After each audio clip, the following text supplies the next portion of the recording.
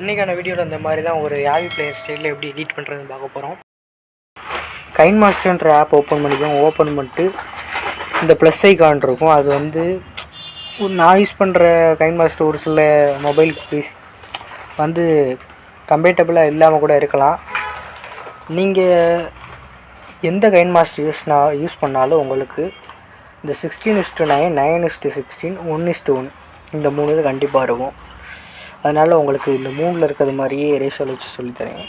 இப்போ இந்த ஃபஸ்ட்டு செகண்டில் இருக்குது பாருங்கள், 9:16 அந்த இதில் எடுத்துகிட்டு நெக்ஸ்ட் அப்படின்றத கிளிக் பண்ணிக்கோங்க.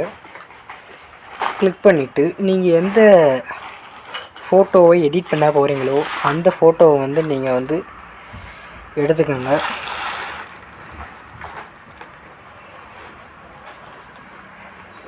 நான் வந்து இந்த ஃபோட்டோவை எடுத்துக்கிறேன். இப்போ ஃபோட்டோ எடுத்தாச்சு. இப்போ இந்த இது இருக்குது பாருங்கள், அதை கிளிக் பண்ணிட்டீங்கன்னா கொஞ்சம் அப்படியே பெருசாக வந்துடும். இப்போ அந்த ஃபோட்டோ கிளிக் பண்ணிட்டு இந்த இது இருக்குது பாருங்கள், சிசர் பக்கத்தில் ஒன்று இருக்குது, அதை கிளிக் பண்ணிக்கோங்க. கிளிக் பண்ணிட்டு கொஞ்சம் பெருசாகிக்கோங்க. எண்டையும் கொஞ்சம் பெருசாகிக்கோங்க.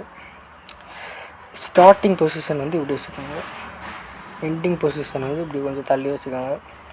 வச்சு டிக்குன்றதை கிளிக் பண்ணிக்கோங்க. இதை நீங்கள் எவ்வளோ தூரம் வேணுமோ அவ்வளோ தூரம் கூட்டி வச்சுக்கோங்க.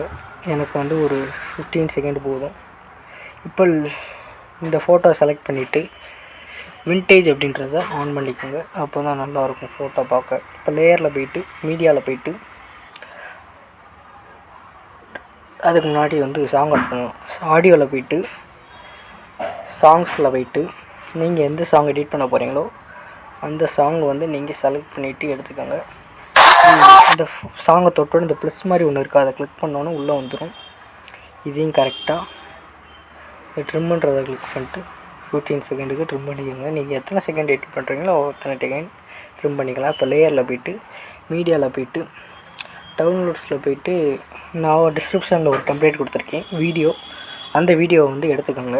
எடுத்துகிட்டு இப்படியே ஸ்க்ரோல் பண்ணிக்கிட்டே வந்தீங்கன்னா பிளெண்டிங் அப்படின்ட்டு இருக்கும், அதில் போய்ட்டு ஸ்க்ரீனுன்றதை கொடுத்துக்கோங்க. கொடுத்துட்டு அந்த லேயரை செலக்ட் பண்ணிட்டு கொஞ்சம் பெருசாகிக்கோங்க. எவ்வளோ பெருசாக முடியுமோ அந்த ஃபில் பண்ணுற மாதிரி பெருசாக்கிட்டு ஆடியோ மாதிரி இருக்கும், அதை வந்து ஸ்டாப் பண்ணிவிட்டு டிக் கொடுத்துக்கோங்க. இப்போ ப்ளே பண்ணி பாருங்கள்.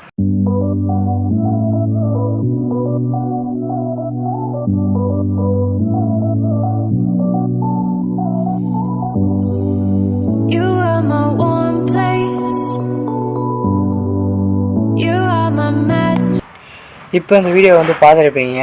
இப்போ இதை எப்படி சேவ் பண்ணுறதுன்னு பார்க்கலாம். இது மேலே பார்த்தீங்கன்னா ஒரு ஆரம் மாதிரி இருக்கும், அதை கிளிக் பண்ணிவிட்டு உங்களுக்கு ஃபுல் ஹெச்டியில் வேணுமா ஹெச்டியில் வேணுமா எவ்வளோ ஃப்ரேம் ரேட்டு அதெல்லாம் செலக்ட் பண்ணிவிட்டு சேவ் அப்படின்றத கொடுத்தா சேவ் ஆயிரும். சரி, நாளைக்கு ஒரு நல்ல வீடியோவில் பார்க்கலாம்.